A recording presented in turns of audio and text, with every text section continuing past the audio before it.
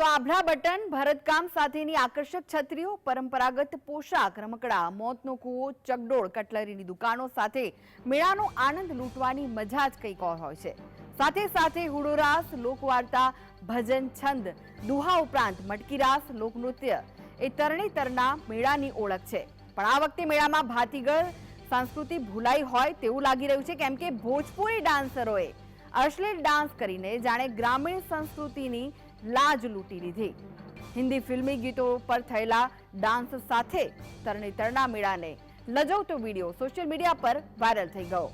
એક તરફ સાંસ્કૃતિક ધરોહર જળવાય તે માટે મેળા યોજવામાં આવી રહ્યા છે, જેને ખુદ રાજ્ય સરકાર ગુજરાત ટુરિઝમ કોર્પોરેશન પ્રોત્સાહન આપે છે, જ્યારે બીજી તરફ આ ભાતીગળ મેળામાં અશ્લીલ ડાન્સ કરવામાં આવે તે કેટલા અંશે વ્યાજબી કહેવાય।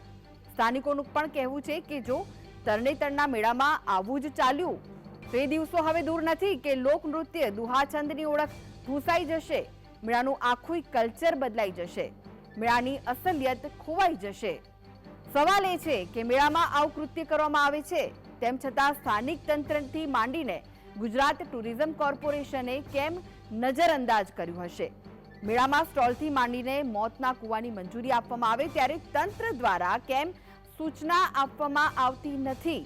સરકાર કે ટુરિઝમ વિભાગ પણ જ્યારે આવી ઘટના પ્રકાશમાં આવે ત્યારે હાથ અદ્ધર કરી દે છે અને અજાણતા દર્શાવે છે કે હાલ તરણેતર મેળાને લજવતો વિડીયો વાયરલ થયો છે, ત્યારે મેળાના આયોજકો ઉપરાંત સરકાર ગુજરાત ટુરિઝમ પર લોકો ફિટકાર વરસાવી રહ્યા છે।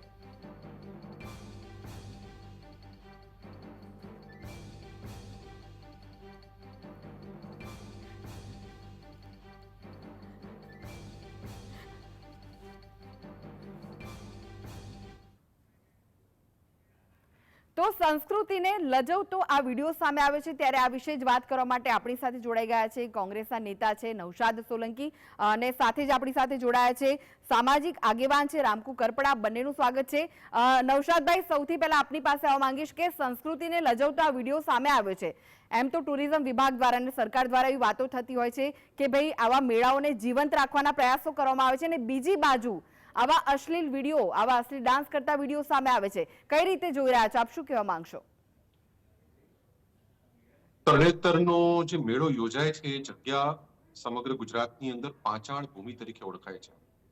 ભગવાન ત્રિનેત્રેશ્વરના સાનિધ્યની અંદર આ મેળાનું દર વર્ષે આયોજન થતું હોય છે અને સમગ્ર દેશમાંથી અને વિદેશમાંથી લોકો એ ગુજરાતની સંસ્કૃતિને જોવા માટે, માણવા માટે, એના સાક્ષાત દર્શન કરવા માટે જો ક્યાંય કોઈ લોકો આવતા હોય તો આ તરણેતરનો મેળો છે અને અનેક વર્ષોથી આ મેળો યોજાય છે, જેની અંદર અમારા માલધારી ભાઈઓ રોડો રાસ લેતા હોય, બીજા અનેક લોક સાંસ્કૃતિકના કાર્યક્રમો થતા હોય અને એની સાથે સંસ્કૃતિ પણ જોડાયેલી છે, ધાર્મિક કથાઓ જોડાયેલી છે।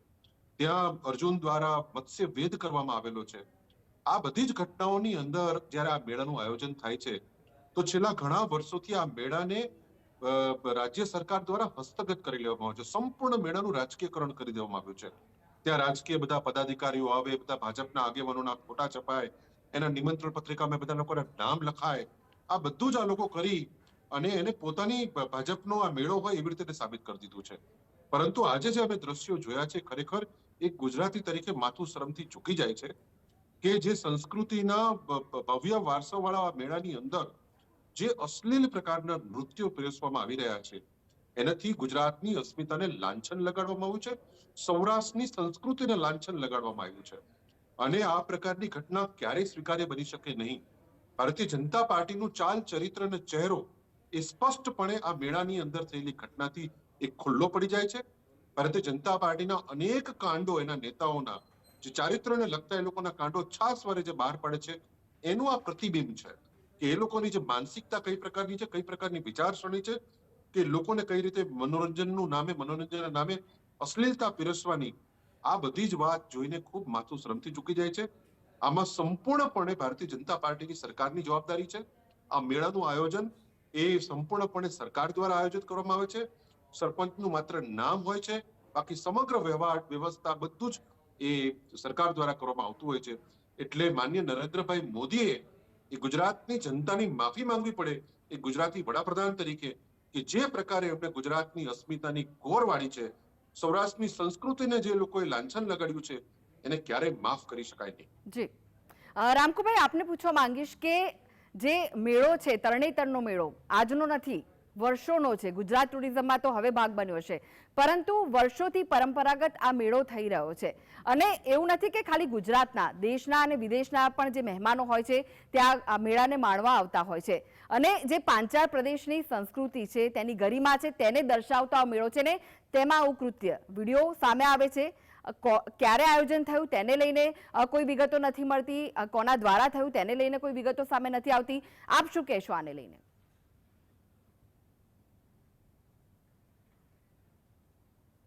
એ ખડ પાડીને ખાખરા જ્યાં પથ્થરનું નહીં પાર વગર દીવે વાલું કરે ભલો દેવકો પંચાળ, કે આ એક ઋષિઓ જે 3 ઋષિથી 5 ઋષિઓ હતા ને ઋષિઓના જે સંસ્કૃતમાં પંચાલ એમ નામ આપેલું અને એનું અપભ્રંશ થઈ અને જે પંચાલ બનેલું.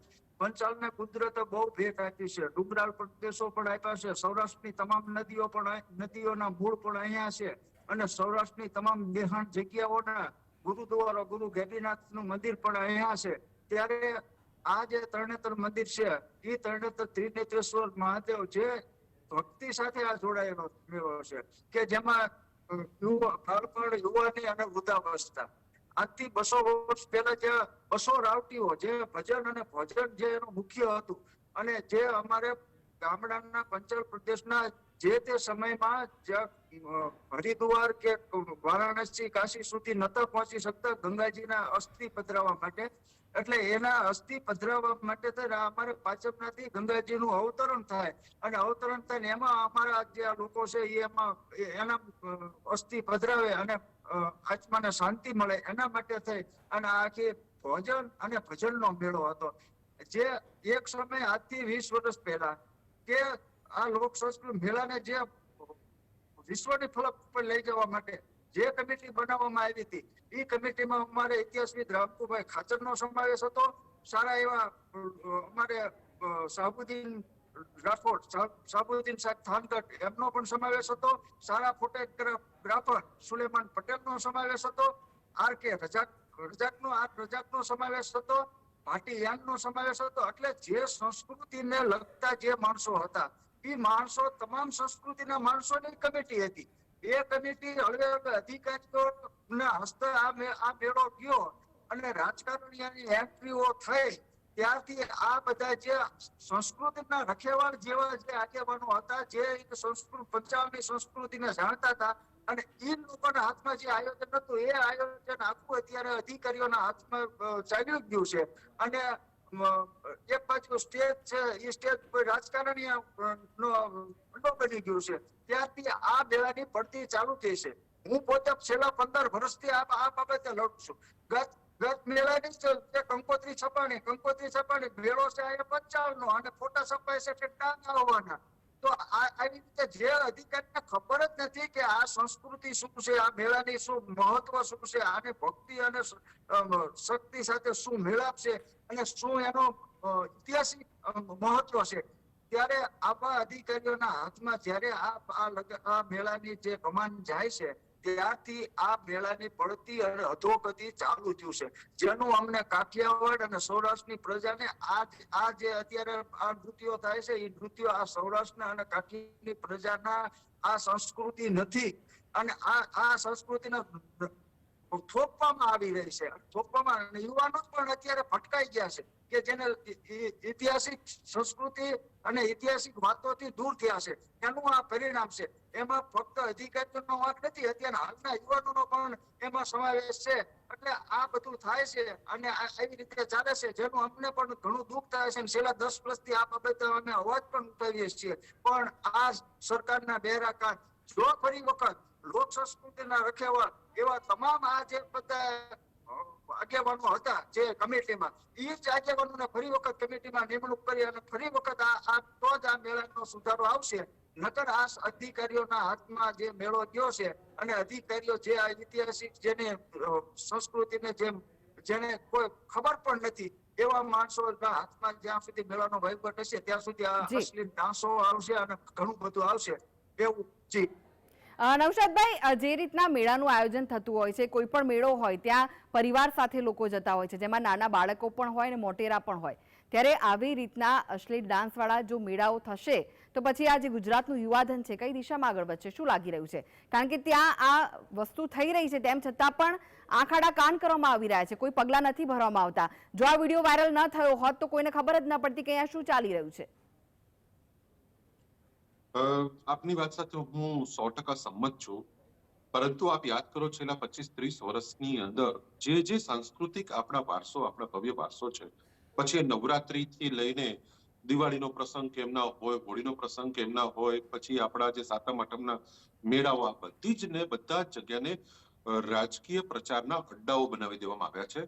અને કોઈના કોઈ રીતે રાજકારણની ભૂખ એ જે ભારતીય જનતા પાર્ટીની સરકારમાં અમે જોઈએ છીએ એનાથી આ સમગ્ર પરિસ્થિતિનું નિર્માણ થયું છે. આ તરણેતરનો મેળામાં મેં નાનો હતો ત્યારે મને યાદ છે કે અમે લોકો જતા ત્યારે વિદેશથી એટલા બધા લોકો આવતા અને આપણા માલધારી ભાઈઓના એ લોકો ફોટા પાડીને લઈ જતા કે ગુજરાતની સંસ્કૃતિ શું છે. આજે પણ તમે વિદેશમાં ક્યાંય પણ જાઓ અને જો તમારે ગુજરાતી દેખાવું હોય તો તમારે અમારા સૌરાષ્ટ્રનો પહેરવેશ પહેરવો પડે, સૌરાષ્ટ્રના અમારા કપડાં પહેરવા પડે અને ત્યારે તમે સાચા ગુજરાતી દેખાવો છો. આજે આપણે નવરાત્રીની અંદર પણ આપણે અમદાવાદ હોય, વડોદરા હોય કે સુરત હોય તો ત્યાં આપણે જે બહેનો અને ભાઈઓ જે આપણે પહેરવેશ પહેરીએ છીએ બધું જ સૌરાષ્ટ્રની સંસ્કૃતિને અનુરૂપ હોય છે. આ બધું જ સાક્ષાત દર્શન તમને તરણેતરના મેળામાં થાય છે. ત્યારે તમે બીજા રાજ્યોમાંથી હું તો કહીશ કે એ જે છોકરીઓ આવે છે એ પણ એક પ્રકારની વિક્ટીમ છે. એની પણ મજબૂરીનો લાભ લઈ અને એની પાસે આવા કૃત્યો કરવામાં આવે છે. અને એટલા માટે તાત્કાલિક અસરથી ગુજરાતના જે પ્રવાસન મંત્રી શ્રી છે એમણે રાજીનામું આપી દેવું જોઈએ, એમનું માફ કરવું જોઈએ અને એમના ઉપર કાર્યવાહી થવી જોઈએ, કારણ કે એમની સીધી દેખરેખ હેઠળ આ થાય છે. તમે નાના મોટા કર્મચારી ઉપર કોઈ એક્શન લઈ અને જો આ વાતને પૂરી કરી દેવા માંગતા હોય તો આપણા સૌનું દુર્ભાગ્ય છે. ગુજરાતની જનતાએ પણ હવે જાગવું પડશે કે જે રીતે એમની આંખો ઉપર એક પટ્ટી બાંધી દેવામાં આવી છે અને એક તરફી રીતે જે એમના જે ગુણગાન ગાવામાં આવે છે તેનાથી ગુજરાતની જનતાને ભ્રમિત કરવામાં આવી છે. પરંતુ ધીરે ધીરે હવે ગુજરાતની જનતા ઓળખતી થઈ છે. આજે તરણેતર જેવા પવિત્ર મેળાની અંદર જો આવું થતું હોય તો હવે નજીકના ભવિષ્યની અંદર આજે આપણે નવરાત્રી આવે છે એની અંદર લોકગીતોની જગ્યાએ હવે ડિસ્કો, હિન્દી પિક્ચરોના ગીતો અને મુન્ની બદનામ હોગી ત્યાં સુધીના ગીતોને લોકો સ્થાન આપી અને આજના યુવા ધનને એની માનસિક અને એની જે સાંસ્કૃતિક ધરોહરને ભ્રષ્ટ કરી અને એને ભટકાવવાનું કામ થઈ રહ્યું છે. આની ઉપર સખત પગલા લઈને આને પૂર્ણવિરામ આપવું જોઈએ. આજે અમારો સુરેન્દ્રનગર જિલ્લો એ પૂરથી બેહાલ બન્યો છે. સુરેન્દ્રનગર જિલ્લાના ખેડૂતો અત્યારે ભાઈ તોબા થઈ ગયા છે, પરંતુ પૂરગ્રસ્ત જાહેર નહીં કરે પરંતુ આવા અશ્લીલ ડાન્સોનું આયોજન કરી અને લોકોને ભરમાવાનું, યુવાનો જોઉં છું દ્રશ્યની આગળ અમુક ભટકેલા યુવાનો ડાન્સ પણ કરી રહ્યા છે. જેમ હમણાં વાત કરી અમારી સાથી મિત્રે કે આની અંદર છેલ્લા 20-30 વર્ષની અંદર જે પ્રકારનું એમની પાસે પીરસવામાં આવી રહ્યું છે, એમને જે એમના થાળીમાં જે આપવામાં આવ્યું છે એનાથી લઈને લોકો પોતાની સંસ્કૃતિ, પોતાનો વારસો આજે ભૂલી રહ્યા છે. ગુજરાત એટલે કઈ પૂજ્ય મહાત્મા ગાંધીનું ગુજરાત અને ગુજરાતની ભવ્ય સંસ્કૃતિ, સૌરાષ્ટ્રની ભવ્ય સંસ્કૃતિ, રાજા મહારાજાઓની સંસ્કૃતિ, અમારા માલધારી ભાઈઓનો ખાસ કરીને જે અને બધા જ સમાજો લોકોની જે સંસ્કૃતિ ત્યાં જોવા મળે. દેશ વિદેશમાં જઈને એ તરણેતરના નૃત્યો વિદેશમાં જાય અને ત્યાં રાષ્ટ્રીય એવોર્ડ લોકો જીતીને આવે એ જગ્યાએ આવા અશ્લીલ ડાન્સની સ્થાન મળી રહ્યું છે એ જાણીને ખૂબ દુઃખ થાય છે. અને હું માનું છું કે જો સરકારમાં થોડી ઘણી પણ શરમ હોય તો તાત્કાલિક ધોરણે એ સાંસ્કૃતિક અને મંત્રીનું એમાં પર્યટન મંત્રીનું રાજીનામું લઈ લેવું જોઈએ અને જાહેરમાં ગુજરાતની જનતાની લોકોએ માફી માંગવી જોઈએ. રામકુભાઈ, આપ જવાબદાર કોને માનો છો જે પરિવારો પોતાના બાળકો સહિત મોટેરાઓને લઈને મેળામાં જતા હોય છે તેમને, કે જે લોકો આ ડાન્સરોને ત્યાં બોલાવીને અશ્લીલ ડાન્સ થયો, ત્યાં ભીડ ભેગી હતી તે જોઈ રહ્યા એ લોકો હતા, મેળાના આયોજકો, તંત્ર કે પછી ટુરિઝમ વિભાગ જેના નાક નીચે આ વસ્તુ થઈ રહી છે તેમ છતાં પણ તેમને ખબર નથી? આમાં મુખ્યત્વે ટુરિઝમ વિભાગ જ જવાબદાર આવે. બીજી જે કમિટી છે એના કમિટીના મેન ચેરમેન અમારા સુરેન્દ્રનગર જિલ્લાના કલેક્ટર શ્રી આવે. તો આ જે આયોજન કમિટી છે જે આયોજન કમિટી જ મેન આવે તો એમાં ટુરિઝમ વિભાગ આવી જાય છે, ગુજરાત સરકાર આવી જાય છે અને સુરેન્દ્રનગર જિલ્લા કલેક્ટર પણ આવી જાય છે. એમને જવાબદારીનો સ્વીકાર કરવો પડે. તો આ જેટલા જવાબદાર લોકો છે તેમની સામે શું પગલા ભરવામાં આવશે તેવું તમને લાગી રહ્યું છે? કારણ કે આ આયોજન છે ટુરિઝમનું છે, પગલાની તમે માંગ કરશું પણ આ પગલા તો સરકાર સામે કોણ ભરવાનું છે? જે પોતે જ આવી રીતના કરે છે એ જ લોકો તપાસ પણ એમને કરવાની છે. એટલે એમાં પગલા ભરાય ને એમાં કોઈ તટસ્થ તપાસ થાય એવું અમારું માનવું નથી. પરંતુ હવે આવનારા સમયમાં આવી રીતે ભૂલો ન થાય અને આવી જે સંસ્કૃતિ ઉપર હાવી ન થાય અને જે મેળાની જે છે કે જે તે સમયે નાણામંત્રી જયારે સનતભાઈ મહેતા હતા ને આ મેળાને વિશ્વ ફલક ઉપર પહોંચાડવામાં અરવિંદભાઈ આચાર્ય અને સનત મહેતાનો સિંહ ફાળો છે.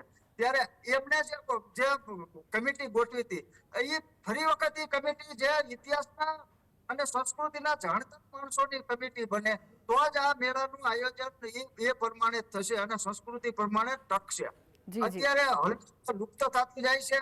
જે પોશાકો હતા એ પોશાકોને જે એને કલાકારોને પ્રભાવિત કરવા પડે, એમને પુરસ્કાર આપવા પડે, એ પણ વસ્તુ અમે ખલાસ થતી જાય છે. ત્યારે આ મેળો હવે ક્યાં સુધી ટકશે એ પણ હવે મોટામાં મોટો અત્યારે વિષય છે.